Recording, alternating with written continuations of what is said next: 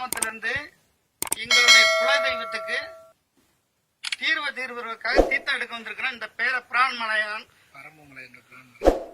பிரான்மலைக்கு உச்சியில் இருக்கக்கூடிய தீர்த்தத்தை எடுக்க வந்திருக்கிறோம். இது வீரபாண்டிய கட்டபொம்மனுடைய சகோதரர் தம்பி ஊமத்தூருடைய பீரங்கி. அந்த பீரங்கியால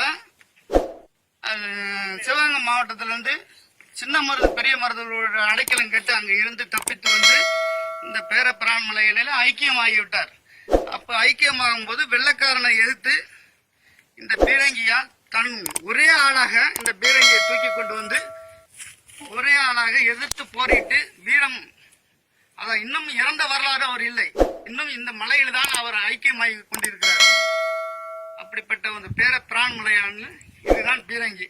இன்னைக்கு 100 பேர் சேர்ந்தாலும் இதை தூக்க முடியாது. அவர் ஒரு ஆளால இதை கீழே இருந்து கொண்டு எதிர்த்து தன்னுடைய வீரத்தை காட்டியிருக்கிறார். இதுதான் பீரங்கி.